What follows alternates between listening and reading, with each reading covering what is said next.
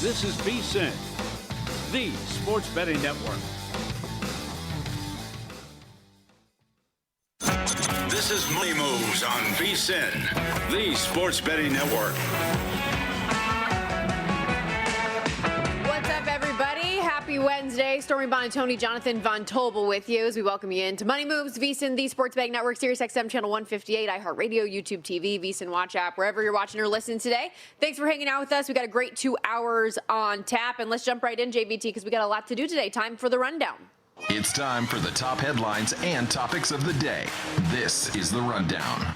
So all week, JVT, we're looking at some of the more unique futures markets available outside of the standard, like win totals, division bets, that kind of stuff. Today, first quarterbacks we think could put up a 400-yard passing game, running backs to hit 150 yards first this season. So first things first, let's have some fun with that. I am very excited to dive into it. There was one in the rushing yards market that we were going to discuss, about 22-1, that I think's got some legs to it potentially. Like when we can get a long shot. Got to have them hit quick, though, because after the first 2 weeks, then I think I'm going to be up against it. But still, some really opportunistic defenses you face there in the first 2 weeks for the guy I'm talking about. Beautiful. We will also go from zero to hero, not just talking about Disney's cartoon Hercules song. Week 0 is our hero. The first meaningful game's just over a week away. We'll give our thoughts on some of the early movement. One bet I had a lean on yesterday, I like even more today, and two teams you know really well in UNLV and Hawaii. I'm very curious with the two games that they are involved in, if we're on the same page or if we might differ in opinion. And it's worth it because, first off, we haven't heard your opinions on these games. Second, we had a little bit of news around multiple teams that are playing this week, not only just starting quarterbacks, but dismissals from teams as well today. So this all really matters. It makes some sense. And not just week 0, but you and I were talking about this. We're going to fit in some preseason week 2 action as well, because some things are just stuck in my craw with some of the line moves we're seeing today. Yeah, one of significance today, pretty big swing.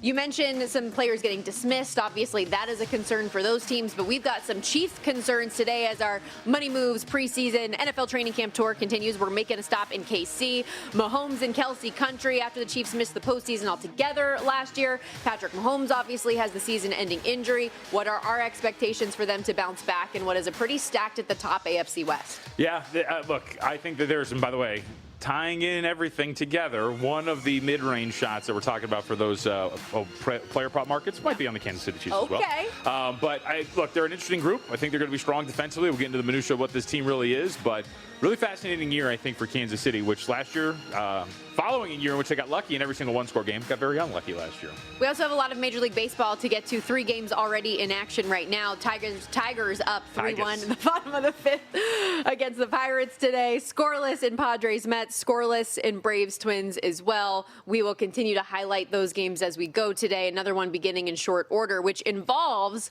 another MVP favorite who has gotten even bigger when it comes to NL MVP. And I want to talk about this market again, even though we did it yesterday. I feel like we're doing it every single day. But because there is a new wrinkle to this PCA versus Shohei Ohtani debate. Yesterday, both guys have another great day. PCA hits a leadoff homer for the Cubs in the eventual 4-3 walk-off win over the White Sox. Ohtani launches a 2-run shot in the 3rd inning of the Dodgers' eventual 7-6 win over the Rockies. He now reaches 30 home runs for the year.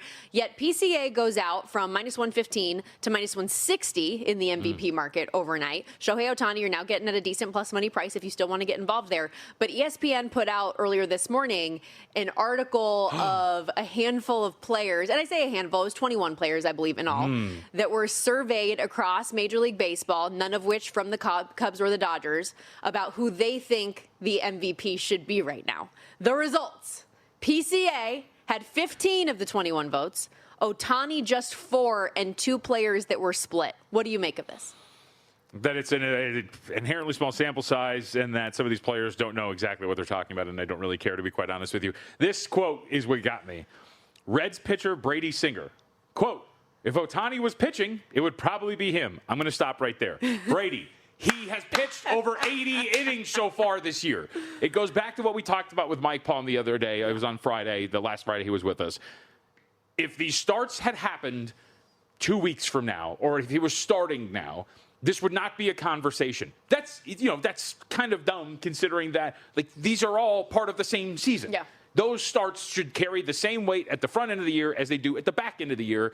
He has pitched. So then by that logic, when and if, and I think it's more likely when than if, Ohtani returns to the mound to get ready for the postseason, then why would we think that PCA is the favorite when there are some impending starts coming for Shohei Ohtani? And everybody and their mother is telling us starting later means better than starting earlier. I just don't really understand what we're doing. Look, at the end of the year, I will say this 1,000 times over. We've talked to voters. I keep invoking our former colleague Adam Shine, who is here, who I talked to on his show on the Super Bowl when we were in San Francisco during the throes of the Drake May and Matthew Stafford debate. How do you look at the season as a voter? And the overwhelming answer is, yeah, we look at the whole thing. Mm-hmm.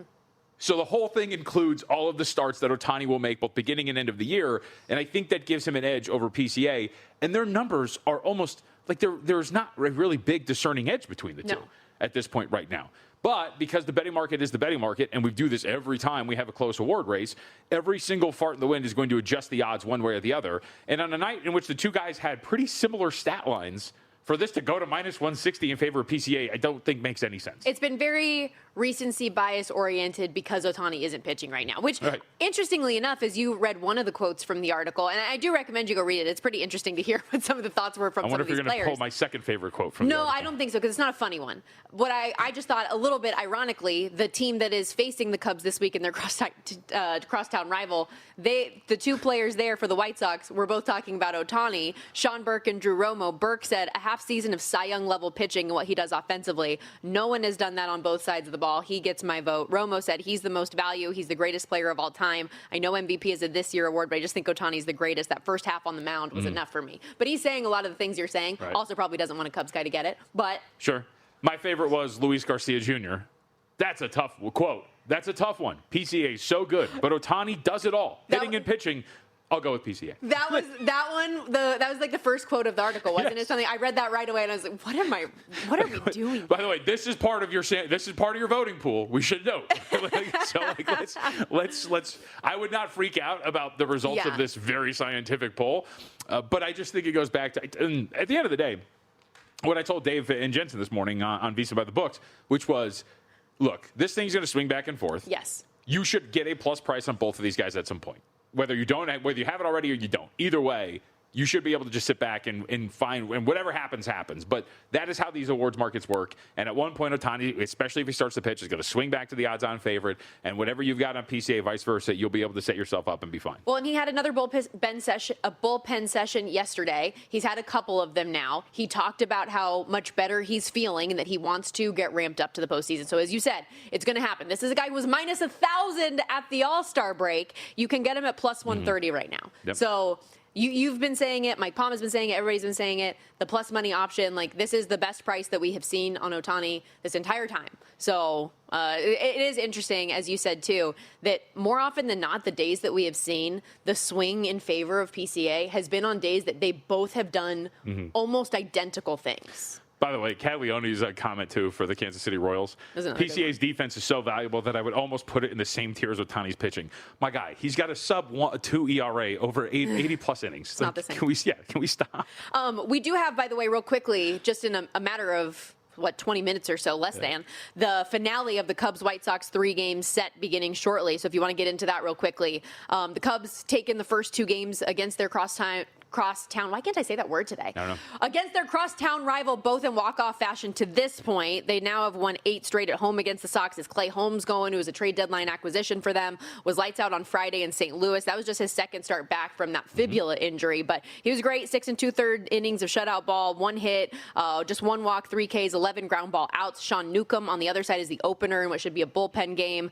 He hasn't gone more than 33 pitches in a game since June, so I'd expect 2 innings maybe out of him.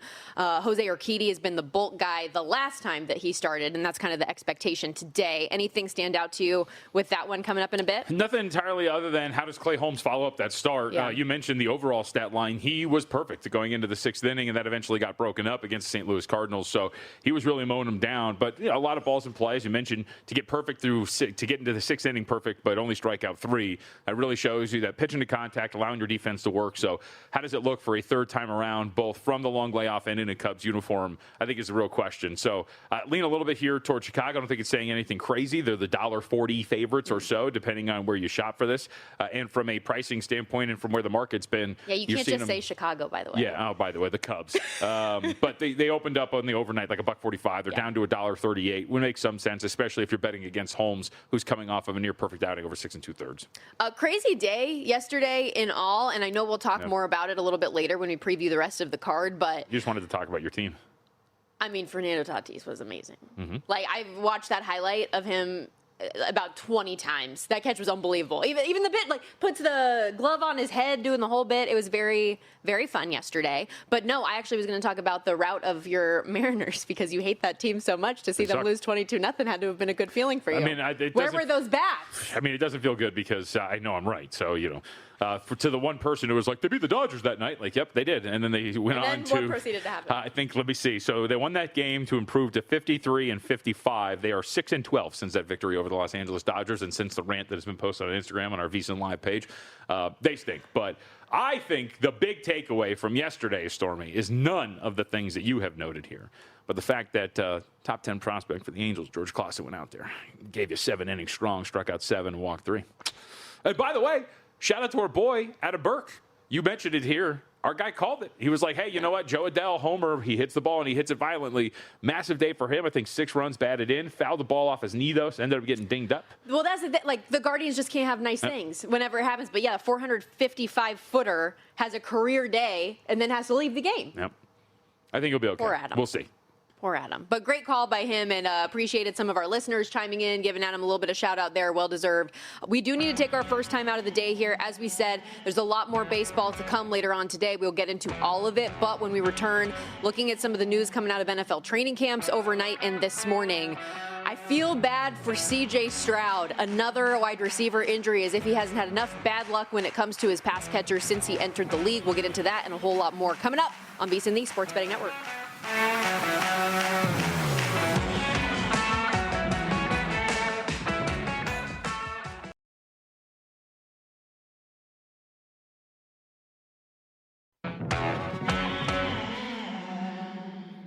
You're watching Money Moves here on VSiN, the Sports Betting Network. The Circus Survivor documentary is heating up. Tonight's episode is called The Collapse. 900 survivors, then 49 in the span of a single week. Also, the Grandissimo reaches its explosive conclusion. Strategy fails, nerves crack, and the picks that seemed safe suddenly are not. $18.7 million on the line. Watch the next episode tonight at 9 p.m. Eastern right here on VSiN. Plus, if you need to play catch up, all the episodes available on YouTube right now. Just search VSiN Live. Speaking of collapse, I feel like that's thematic for what the Texans wide receiver room injury issues have been over the last couple of years.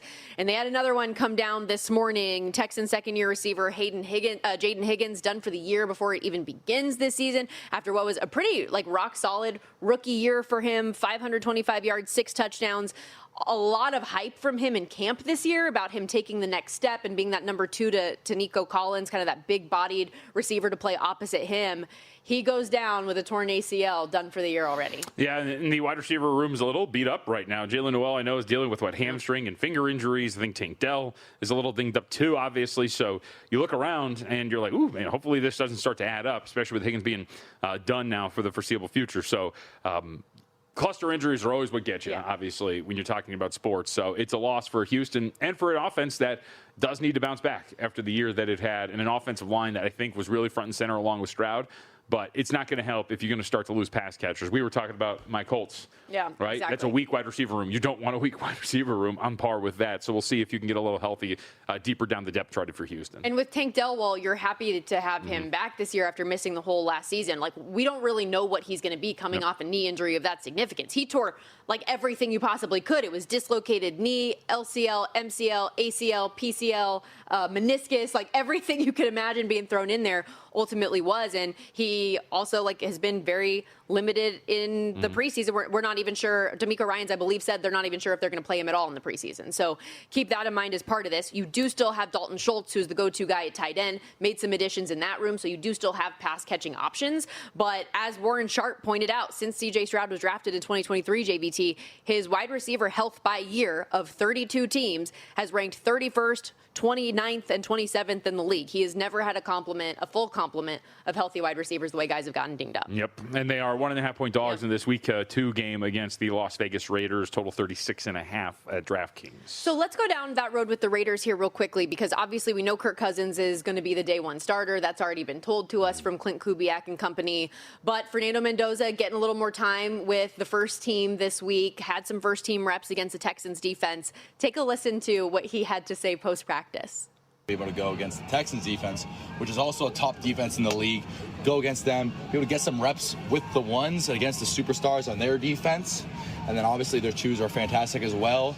We got so much work, whether it was move the ball, first down, third down, red zone, 2-minute. There were so many situations, and I believe overall it was a positive day. There were plays that I loved and plays that I wish I had back, but in reality that's a lie. I wish I didn't have them back, because it's a growing experience. And it's practice. It's practice, and this is what I love. And it's just a beautiful day to play football here, and I'm so happy. I have so many things to learn from today. It's great. What a guy. It's absolutely fantastic. Love him. Absolutely tremendous. He's just so different from everything that I think about the Raiders from like a perception standpoint. Yeah, if Russell Wilson got drafted by the Raiders. Yeah, exactly. You know? Well, what did you think of his first preseason performance and your expectations for him this week against the Texans? Well, the first preseason performance was really good. There was a great write-up on some of the rookie film over The Athletic, and he completed all the passes between the numbers that he had attempted. So showing an ability to throw over the middle of the field is really good. I don't think there's really any arguing that he was really solid in the preseason debut, but we'll see what that means as you move forward. Look, I think, and I know you put this in the rundown, the way you phrased it was, impressed at camp, and I was like, who said that? I'd like to find out who said he impressed at camp, because from what Kubiak said that yesterday. Okay, so that's a very positive spin from, I think, what the reality was, because it sounds like the Raiders' offensive line was getting the rear end kicked throughout that entire joint practice, and that led to some struggles for him and the offense. I believe through pick 6 in the practice as well, so there's part of what's going on here. Look, this is going to be a challenge for the Raiders as they move forward, and this is a good litmus test against a defense like this. And this was brought up yesterday, and I was doing local, and it was a good point.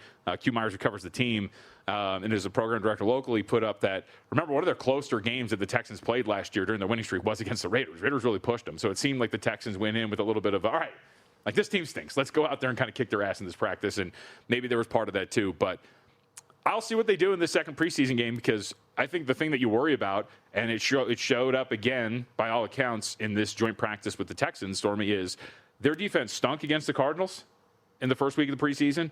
And by all accounts, it stunk again yesterday in practice. And so if that's going to be a problem, they're road favorites here, 1.5-point favorites against the Houston Texans. Maybe this Raiders team, I think they're being power rated from a preseason standpoint, maybe a little too highly, because they have Kirk Cousins, because Fernando Mendoza is the first overall pick, and maybe going to get some run with the starters. But if the starters stink, and by the way, dinged up along the offensive line, Jackson Powers-Johnson in the rotation for one of those starting guard spots is hurt and probably not going to play tomorrow. I think we're maybe doing a little too much. So we'll see what the Texans ultimately go off as. But I think it would be Houston or nothing for me here. I know you wanted to talk about a couple of these preseason lines that we've seen, one of which we saw a pretty significant move this morning in Jets and Steelers. There had been some thought process because of some quotes from Aaron Rodgers saying, hey, if Mike wants me to play, I'll play. Yeah. Doesn't look like he's playing. The announcement coming this morning, Will Howard is going to start against the Jets, followed by Drew Aller. The Steelers went from, as large as a 3-point favorite at open down to 1 this morning. After the news, they're now a 2.5-point home dog to the Jets. So isn't this weird? I wanted to talk this out only because these preseason line moves, we discussed this last week. We weren't here, and again, we have this right now, where it feels like we're just moving too much based on some information that really isn't that impactful. Rodgers said to the media, right before training camp, right at the beginning of training camp, essentially yeah, man, I don't want to play in the preseason. I guess if he tells me to, I will, but I don't think it's valuable in any way. And so even if he was going to play, what was your expectation of his role in this game should he have started? to the point where we're going to move it. You know what I mean? To the point where we're now going to move this. Now, I think there's a couple of things at play here. You're not going to have your 42-year-old quarterback get hurt or put himself in a bad position at all. You're not going to do anything. He's going to hand it off a couple of times, maybe throw one pass, and then you're going to get out of there. And it's going to be a high percentage completion type deal, whatever, and get out. And maybe part of this is a lot of people were getting really randy over Kate Klubnik's performance for the New York Jets in the first week, too. So that's maybe part of why you get really inflated to the other direction as well. But this news, moving this from where the Steelers opened initially as 3-point favorites to now we're sitting here, it's what are we talking about, 5.5-point swing in one direction? I don't know, man. It seems like, again, where I find myself looking at some of these line moves and going, I think I'd rather be on the other side. And also, I'll say, Drew Aller had a lot of headlines this past week for what he was able to do in his preseason debut. 153 pass yards, 2 passing touchdowns, a rushing touchdown. Will Howard also went 7 of 9 for 86 yards. So it's not like the limited action that we've seen from those guys was bad either. And maybe this is part of because Geno Smith was supposed to start in that first game, but ultimately did not. And so maybe he's going to get some run here in this preseason game again. But remember, first off, again, we don't know what the role is. Second, Geno Smith was injured. And so you're not going to push the envelope with his presence out in a preseason game if that's going to be the case. So this just seems like one of those, and I think we should do this. I was going to bring this up to you. We should do this tomorrow. I can't wait to see because we're starting to see some of these first half numbers pop up and what this is going to look like too, because you get some of those weird numbers. This one is, how about this? DraftKings has Steelers as a 1.5-point favorite, yet for the game, at least on the screen right now, and then for the game, they're sitting there as 2.5-point dogs. So it's always that interesting dynamic of what we're looking at with these teams. Crazy. Also, Packers-Broncos, another one I know that was top of mind for you. Matt LaFleur confirmed in his press conference yesterday starters will play a little bit in Friday's matchup in Denver, but unlikely to play the preseason finale. This was a game that opened 3.5 in favor of the Broncos at DraftKings. We're now seeing 6. Which is kind of, it peaked at, I think, 7.5 at one point. So it's come back down a little bit since this news. But I don't understand necessarily why the perception is, in general, that the Broncos should be this big favorites. So I think this is another one of those where, this was... they're going to start their starters as well for a limited time. But again, I think this is similar to that Bengals game.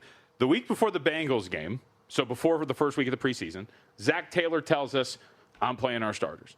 Then the week 1 comes around, and he says again, I'm playing our starters. But then the market kind of freaks out. That thing opened 3.5, by the way, and then got up to 6.5, 7. They didn't cover the number. I bring that up because I think the opener there accounted for the fact that the Bengals were going to play their starters.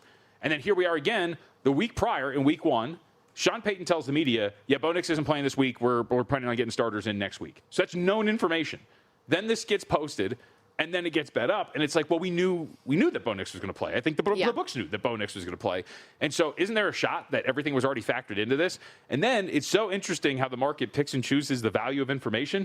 Like you said, LaFleur has told us that the starters are probably going to play in this game, and yet, nope, 6.5. We're sitting at this number. I just feel like, again, it's odd watching the way that this has happened on the heels of a week in which the information and the line moves were very incorrect. And I'll just to give some numbers to that fact. Again, opened 3.5 at DraftKings, as high as 7.5, currently 6, but still a 2.5-point move on that number we're sitting at currently. Evan Abrams of Action Network said, so far this NFL preseason, teams to see their spread line move 1.5 points or more from open to close are 0-9 against the spread. Over.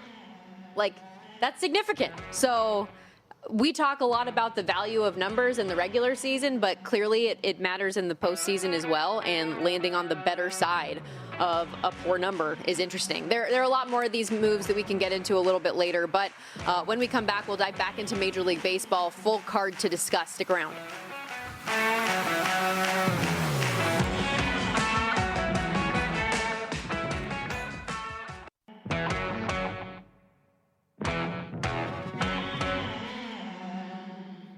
You're watching Money Moves here on VSiN, the Sports Betting Network. Back here on Money Moves, Stormy Buonantony, Jonathan Von Tobel with you. Football season almost here, and the sharp money is moving. Here's how the sharp play sees it first. Exclusive data feeds from 4 major sports books. Thousands of sharp bettors and professional syndicates tracked in real time before the market moves. All of it filtered and sorted by version 6.0 of their AI model. Now, that's the machine. Now the receipts. Every play logged, every result public, records back to 2011, live logs since 2021, and all of it feeds a live performance terminal as well. You can check out anytime. No login, no paywall, no steam chasing. Follow the sharp money at sharpplays.com. Again, that's sharpplays.com. You've got this smirk on your face that's killing me right now. Well, you and I were dumpster diving on Google about ourselves for the most part. Don't Google yourself. For good reasons. Don't Google yourself. But we Googled you for a funny reason. Yeah, there was an old picture of me in high school that was circulating on the interweb, and I was like, yeah, that's me. I think people our age, right, because we're both the same age, a lot of mirror selfies, for sure. It was a big thing, because when you had the access to be able to take a photo of yourself, that's what you did. What you did. I guess. Yeah, you need it for MySpace and you need it and for Facebook. Yeah, exactly. All the 100%. things. It's gone out of style, though. So we Googled my images because I was curious if there was going to be I just need to say something really high school quick. pics either. I just need to say something. Some of you people, okay, I'm not going to say why. I'm just going to tell you, you need to relax and stop being so randy about certain things, okay? Stop being weirdos when you search people, all right? This is what I love and Just hate stop. about Google are the recommended searches based on what's most Popularity, common. right? Yeah. Just Kill me now. You guys are freaks. But all of that to say, no mirror selfies popped up for mine. I want to click on it. So didn't have any of those. Maybe you need to go deeper in the archives. While we're on the social media idea, though, we did get a few tweets. And as always, make sure you chime in. Tweet at us at MeJVT, at Storm Buonantony. You can also go to moneymoves@vsin.com. But we had the whole PCA Ohtani debate. We were citing the ESPN article where 21 different Major League Baseball players across the league were asked what their opinion would be, and they gave some quotes on how they view the competition right now for NL MVP. Thomas O'Toole tweeted at us. He said, PCA walk-offs over Ohtani walk-offs and more recent. I don't think the more recent should be part of the conversation. No. And also, you kind of joked when we were in a commercial, like, okay, your pitching staff sucked, so you had to be in a position to need to walk off games. That's a layer of it, too. But I understand that there has been a highlight value to PCA more recently. Yeah, I mean, look, again, the entirety of the sample size is what's going to be taken into account. So all of this bickering and talking about it right now is really not going to mean anything. And as a friend of the show, Eagle Marine, who loves you very much and missed you while you were gone, put...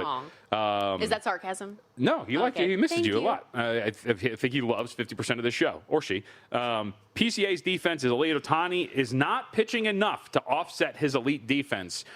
And then he adds anything to the contrary is either West Coast or bet bias. For sure, I would agree with the final point, which is there's a ton of bet bias when it comes to the analysis of these things. I don't think you and I have a dog in the fight at this point right now. But I think my overall point here, it's not even that the market is wrong. I think this should be a pick. So I guess theoretically at minus 160, I do believe that PCA is mispriced. I think that Eagle Marine works an interesting point in, which is Ohtani has set such a standard for himself that pitching over 80 innings with a sub-2 ERA is not enough. Yeah. In any other day, if this was Ohtani's first year, we would be like, this guy's going to run away with this thing. But instead, he has done this to such a level for so long that it's almost like we talk about in the NBA MVP, where you're measured by your own greatness year to year, where the reality should be your year should just be that for the award. So Ohtani has set such a standard that you have people like that saying, well, he's... Come on. Sub-2 ERA over 80-plus innings? Not enough, brother. Well, it's like, come on. That's why I liked at least the one quote from the White Sox pitcher saying, like, having half of a Cy Young caliber season, that's enough, right? Like, that's what he does is not normal. And yes, exactly. He has set the standard for himself that he's basically competing against himself for the aforementioned, when we talked about it earlier, voter fatigue. Yeah, and I do know hypothetically, we don't even know if that's to be true. Right. And again, and I would say, too, I do think baseball writers are the ones that are most resistant to voter fatigue because there are so many metrics and so many numbers tied into every single one of these guys' performances that it's hard to get tired of it when there's so many. Because, like, you know baseball. Like, these guys, these voters and gals are nerds. They all look at these numbers, right? WAR, Sierra, like all these sort of different metrics to measure the value of a player, that it's almost impossible to have fatigue because the numbers that are such a big part of covering this sport are staring you in the face almost every single day. Where in basketball, yeah, you can talk about points per game and rebounds per game, but like on-court, off-court stuff, there's so much noise and things like that. Football, the same thing, where there's a lot more subjectivity year to year when you're talking about evaluating most valuable candidates as opposed to Major League Baseball. Well, I know there are a few games today that you have interest in, one of which coincidentally does involve the Dodgers in the nightcap tonight in Colorado. Kyle Freeland going for the home Rocks. They're plus 177 dogs. Meanwhile, Roki Sasaki on the other side for LA. Big near $2 favorites at minus 191, at least right now at the DraftKings odds. I'm looking at 11.5 year run total for the game. A lot of juice, though, on that under 119, and I guess that's we always see these totals that high given the venue, but you understand the juice on the other side of it as well. What do you think? I mean, I just think this is more about focusing on Roki Sasaki, and maybe even asking at -1.5, -128 might be a fair lay here for the Dodgers. Sasaki, over his last 5 starts, has really started to turn things around. 30 innings pitched. He has been really good. He's given up just 7 earned runs. He has struck out 28 to just 12 walks. Whatever it is, he has really started to figure some stuff out. And of these 5 starts that he's had, 3 of his last 4, we'll whittle it down there, he's pitched 6+ innings in 3 of the 4, including a 7-inning performance on the road against the Mets, in which he struck out 9 and only walked 2. Look, the last start against Milwaukee, the command issues started to pop up a little bit. He walked 5, but for the most part, Sasaki has seemingly figured out whatever has ailed him. He's got a 2.10 ERA and a 3.26 expected over his last 5 starts. So I think we're starting to kind of, buy in to the turnaround here for Sasaki. And then you mentioned Freeland on the other side. Freeland this year, 6.27 ERA, fielding independent at 4.65. Kind of know what it is at this point for him. Now, he's coming through a really decent stretch where his last 3 starts, if you look at it since August 2nd, Freeland's been pitching really well. He's given up just 1 earned run in every single one of those starts that we're discussing here. But maybe, just maybe, you know exactly what you're getting. You're playing it starts against Kansas City, St. Louis, and then the San Francisco Giants, 2 of which have not been pitched or hitting particularly well. Maybe we're overvaluing a tiny stretch for Freeland a little bit here. Remember Tomoyuki Sagano, for example, the other day. He had gone into his start against the Dodgers and was pitching really well, and the Dodgers were like, hey, all those underlying metrics, buddy? Yeah, we're going to expose every single one of them, and they absolutely blasted him, and I think maybe there's something here too. So I thought the Dodgers with Sasaki, the turnaround he's made, maybe we'll see it dries out there at Colorado where some pitchers go to die in these starts, but -1.5, -128 seems somewhat fair. How about this one? Don't look now, but your beloved Angels have won 5 of their last 7, including the series opener in Houston yesterday, 3-1. Today, Walbert Urena going +143 road dogs. Ethan Petco on the other side, -154, run total 8.5. Yep, so yesterday we had discussed this on the show that, hey, maybe Clausen had started to figure some stuff out, that the Angels are going to be relatively alive. They get a low-scoring victory over the Astros, and Clausen started to turn things around, it looked like. Again, 7 strikeouts, 3 walks. Command was better. That fastball's pretty live, so maybe you've got something here. Walbert Urena has been rock solid, as we have seen. Had a little bit of a blow-up on the road against Miami, 2 1/3, 4 earned runs. Bounced back nicely at home against Texas. Spun 6 strong innings, gave up just 2 hits, struck out 5, and walked 2. I think we're at a point now where, from a pricing perspective, Urena probably deserves a little bit more respect than he's being given here in this market. And so you do wonder if, again, the Angels might be a little live.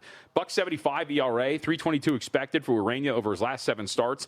Of those outings, Stormy, he has given up more than 1 earned run just once, and that's that Miami start that I'm talking about. He has been almost untouchable over the course of this stretch. So I think Urena, again, you're looking at this opening up about a -150 price. Seems somewhat similar to what we talked about yesterday, where a pretty strong price in favor of Houston, despite the fact that I don't think you really love the pitching matchup. And sure enough, here at Circa, we saw that overnight at -160, and we're starting to get that nibbled away at, and we're down to +139 for the Angels. So, and -150 for Houston. So, to me, it would be Angels or nothing here with Urena in the way that he's been pitching. Let's hit one more here before the break. I am curious what intrigues you about this Blue Jays-Rays matchup, because it's one that you highlighted in our rundown today. Max Scherzer and Drew Rasmussen going head-to-head here. Rays pretty significant favorites. Yeah, well, first off, I think that just because of where the Rays are at, you're always pretty interested in the way that they're going to handle things. But very quietly, and we had talked about this, since Max Scherzer came back at the end of July, Stormy, he's actually pitching like okay. Mm-hmm. And you do wonder if maybe he himself has started to figure it out. Since that 7-27 start on the road against the Washington Nationals, we've seen him 4 times. He has pitched 19 innings. He's given up just 5 earned runs. It's a 2.37 ERA. And the expected numbers over this stretch for Scherzer have been really solid. 2.37 ERA, 3.10 expected, 3.61 fielding independent. Not giving up a ton of hard contact. So similar to what we talked about with Sasaki potentially, or some of these other guys, are we going to buy into a small sample size of recency and say he started to turn things around? But the sample size is starting to grow, that Scherzer is maybe starting to figure something out here. So maybe not even buying in on the Blue Jays. Because, by the way, too, they're in the throes of a wild card race, so it's not like they're completely out of it here. I do think that maybe, just maybe, Scherzer, are we sleeping on his potential improvements here? And that at +180 or better, is it worth looking at Toronto to be somewhat live here, or maybe even in the first 5? Toronto, give your boy a dub, okay? Of the 10 games that he's appeared in this season, Toronto's only won 3 of them, and one of them was his very first start of the year. He's deserved better in a lot of these recent outings, as you put it. So we'll see. Again, +180 the price, and -125 if you want to take that run and a half as well in Tampa today. You heard that music. We're going to take a quick timeout here on Money Moves, but keeping it rolling. When we come back, college football week 0 is upon us. Bets already made for JVT and some I'm considering when we come back.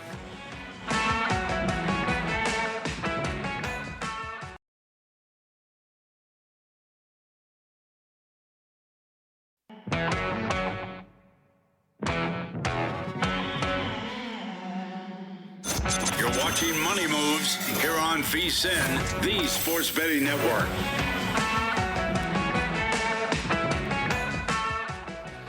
Football season is here, and just like the players, you need your reps before week one. The Sharps has a free weekly league that lets you practice the same football plays you already study. Props, sides, totals, and combos. Everyone starts with 10,000 chips. Build your stack, climb the leaderboard, and sharpen your reads before the season kicks off. Enter at jointhesharps.com or scan the QR code on the screen and use code VSIN50, VSIN50 for a 50% deposit bonus up to $100. That's jointhesharps.com. Use promo code VSIN50. Back here, Stormy Buonantony, Jonathan Von Tobel with you. We're live as always in downtown Las Vegas, Circa Resort and Casino. And I mean, as you say, their football season right around the corner. Week 0 is going to be here before we know it. We're less than 2 weeks out now. We're here. I feel like we keep on saying football season is almost here, but it's here. I mean, I've said it. Football season started weeks ago when the Mountain West and all these media days started. I mean, it's just downhill from there at that point too. So. And look, the preseason's underway. These camps have been underway for these college football teams. Obviously, training camps have been underway. So, no, we're here. Look, dude, week 0 is around the corner. Your last free weekend is coming up. I invited your husband out, and he was like, Stormy's leaving in a little bit, so I'm just going to do whatever she wants to do. No, did he really? Yeah, he turned me down. Oh, no. That's really sweet, but I'm going to be. Oh, look at me. My husband loves me. Sorry, I'm happy. No, just kidding. Thanks, Stormy. Appreciate that. People don't know what I go through. No, I actually yesterday booked my travel for my first 2 weeks of college football. Have you announced yet? Are you allowed to say what you're going to do? I don't think so yet. They announced the week 0 cruise and everything, but you don't think you've said it, or you're not allowed to? I haven't said it because I don't know if I'm allowed to. Why would that be a secret? I don't know. Okay. I saw somebody on Twitter tweet the game I was doing, and I was like, "You are public correct, knowledge." Sir. But I don't know. Is it?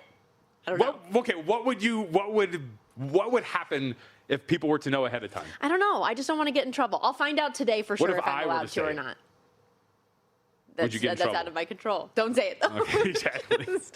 But I am really excited for week 0, as I said yesterday, to really kick off the football season and get the opportunity to actually sit back and watch as a fan before we really get going. And you miss a lot of watching it live. Like a lot of my flights back home are watching highlights from things that I didn't get to watch in full. So excited to just sit down and fully create a Stormy body imprint on my couch and enjoy all of the games. And one of which we've already talked about a little bit because you love Hawaii this season and you're very optimistic about what they're going to be. I know the injury to Pofele Ashlock, their top wide receiver, is something that he is injured. He is injured. Yes, that's something that deterred you a little bit, but still big picture. I think you like what the Hawaii Rainbow Warriors are coming out with this year. Yeah, well, and we should also know, too, that the timeline for Pofele Ashlock has kind of widened and shrunk, it would seem. The initial reports are that he was done so. And then now you're starting to hear that tepid, he's probably not going to be available for the Stanford game. So we'll see exactly what his injury status is. These teams are. I would be lying if I were to say that I'm as confident in Hawaii as I was, when I made the bet to win the Mountain West or when we talked about them when we were writing up our conference guides. And that is because of the Ashlock injury, too. But to your point, looking at this first game, I'm really curious to see how high we get on this number. Yeah. I mean, they're up to a 6-point dog here against I would Stanford. like it to climb. If I can get a full touchdown, that would be sweet. Absolutely. And I think that's what I'm going to be curious about is I'll just sit back and wait and see what happens here. But, look, I understand situationally it is obviously a travel spot. You have to leave the island. It is their revenge spot, as Stanford went out there and lost the game last year as well. But in walk-off dramatic fashion. Yes, and so I understand that. And, I've heard a lot of Stanford's going to have the physical advantage here with the size of their trenches and whatnot. Well, they kind of had that advantage last year, and they still ended up losing the game. So we'll see what ultimately ends up happening. But I think this Hawaii team is competent enough, especially, like your point, if we're going to get a full touchdown here, I'm going to be riding with the bows here. So we'll see what happens. Have not done anything yet, but I am very tempted, and this is kind of the theme for me in this week 0. A lot of dogs and kind of pushing back on some market moves. And if you're going to do it, why not now? Yeah. Right? I know I'm not going to say this. It's not entirely true, but I'll just say it for lack of a better term. We're all kind of in the same spot. We're all projecting. We're all assuming. We're all looking at these rosters, some of which are brand new, and thinking I think that 18-year-old can do this. Yeah. So I don't mind going against market moves so much at the beginning of the year as opposed to the end of the year because, in theory, by the time you get to the end of the season, there's a lot more information available. The lines are a lot tighter, and any move would be more accurate than what you see here in week 0 when we're seeing these teams for the first time. Well, Mike Alejado is 21, and I think this 21-year-old is going to have a good day. I do, though, because I don't know. I look at this Stanford offense, and I just don't know if I have the belief that they're going to be able to keep up. I know Davis Warren was officially named QB1 here. For those of you who don't remember that, granted, I know facing Hawaii on the other side is not the same as the Big Ten opponents that he was facing on a weekly basis that 2024 season. But the year after Michigan won the national championship, it was that weird, wonky season where he and Alex Orji were playing for Michigan. It was ugly. He was very turnover prone when he was asked to do a lot of things in the passing game. I'm just not particularly a fan. I do think their offensive line will be better, to your earlier point, but the one curiosity I truly have, because I don't think that Stanford's offense can keep up with Hawaii's offense in my head. I'm very curious if Stanford will be able to run the ball, because that is something I'm still not confident Hawaii's defense can defend. And if they can, then that'll change things a little bit. But overall, I just look at what this Hawaii team is bringing back, and they're so much farther along in their rebuild than what Stanford is with Tavita Pritchard to this point. And honestly, if you even look back at the last couple years that Pritchard was their offensive coordinator there at Stanford, it wasn't great. They were, his final 2 years, 122nd in total offense in 2021, 92nd in 2022, and now he's the head man in charge. So I'm just not sold at this turnaround happening instantaneously against a team that I like what they're bringing back. I wonder if he is. If he is what? In charge. I can't remember. That's true. The Andrew Luck element of it, he is the... Well, I can't remember what player it was the other day. It was pointed out on Twitter. But one of the players in media called Andrew Luck Coach Luck. And so, there's, again, this is That's probably why he hired his friend, conspiracy, you know, so that he could have a bigger hand in things than he already does as the GM. But we should also point out, too, because we're talking about Hawaii, and we're going to do week 0, but this is somewhat impactful news, but zooming out a little bit, I still think Hawaii can win this thing because if you've noticed, the odds have shifted quite a bit. And we got more news yesterday. Not only is your boy Jack Lane for the New Mexico Lobos still missing time and nowhere near coming back. I don't want to talk about Well, how about this? So preseason Mountain West Defensive Player of the Year, Jackson Eck, is been out of practice the last 2 days. So we'll see what happens going forward. Jason Eck's son, by the way. And interestingly enough, just in the scheme of college football and where it's at right now, a somewhat under the radar but maybe NFL-esque type transaction, the day that Jackson Eck misses his first practice, New Mexico just happens to bring in a transfer linebacker from the portal. So I do wonder what that means. So just keep that in mind, that you're talking about a starting quarterback and a best defensive player for a team that was largely believed to be the maybe favorite to win the Mountain West. They are no longer, but there are some injuries adding up at key spots for New Mexico. I said yesterday the USC-San Jose State game was one that I was interested in. I'm not usually in the habit of wanting to lay 38.5 points with anybody, but the more I did end up looking into this game, the more I like it. USC already bet up from 35.5 to 38.5, but I think that's the right side. Under Lincoln Riley, they're 5-0, 4-1 ATS in season openers, also 6-1 against the spread the first 2 weeks of the season of his tenure against either G6 competition or Stanford, which could, equate at times based on what we've seen from them in recent history. Last year against Missouri State, they were 36.5 point favorite, won by 60. Second game against Georgia Southern, 29.5 point favorite, won by 39. 2 years ago, even after they beat LSU in the season opener out here at Allegiant Stadium, you think, they're going to have a massive letdown game. They go on and just spank Utah State 48-0 the next week. So I think there is something in Lincoln Riley, for whatever reason, that he wants to go out and blast these teams when he can. He beats the teams that he's supposed to early on in the season. I asked you the question yesterday, how bad is San Jose State going to be? Because that's going to be a big layer to this. And you did not seem particularly confident. It looks like another big rebuilding year for Ken Niumatalolo. They didn't return a single defensive starter. And even when Jaden Mayava is out of this game, tearing up fools, and he's done with what he's going to do, they have so much depth, the Trojans do, that I think they should still be able to combat whatever San Jose starters do.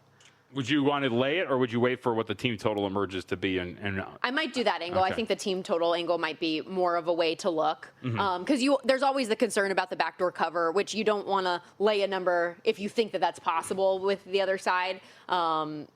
At least that's my 2 cents. The more I went into this and just looking at the way that USC has handled lesser than competition early in the season, I found it to be pretty attractive. And maybe we can talk about this more a little bit later, and we certainly will leading up to the actual week 0 games. But the UNLV Memphis line with the Rebs going up from 3 to 6, I think is really interesting as well. Neither team wants to announce their quarterbacks, but I'm pretty sure I know who both are. No? For Memphis, I'd be curious to see what you think. I mean, I think it's going to be Stokes based on like all the reports. And again, I always love what we like choose to buy and what we choose to not. You know, a lot of people in media circles are like, "Whoa, true quarterback competition between Alex Orji and Jackson Arnold." You're going to see both because guess what? They're going to run packages for Orji. So like, that is a true statement made by Dan Mullen. But I do think Arnold's going to be the guy. But either way, he was brought in for a reason. You know, but Orji's got the physical tools and the running ability. I mean, so does Jackson Arnold. Sure. But I'm with you. This is another one of those where I took 6.5 here because I don't think this is going to get to 7. Okay. So that was my gamble. I took 6.5 with Memphis. I don't think we're going to push this to 7, but we'll see. And by the way, we should note too, a starting defender for TCU kicked off the team, so that's a pretty big deal. We'll see if that gets up to that 8. But again, still confident I'm going to get 7.5 or better. I just think this first game for Memphis is a real litmus test of what they're going to be. I'm curious with all the transfers they brought in, if it's going to click quick enough. Granted, like Charles Huff knows them very well. The bulk of this team is coming over for him from Southern Miss. Okay, we got to step aside. Back with more on VSiN next.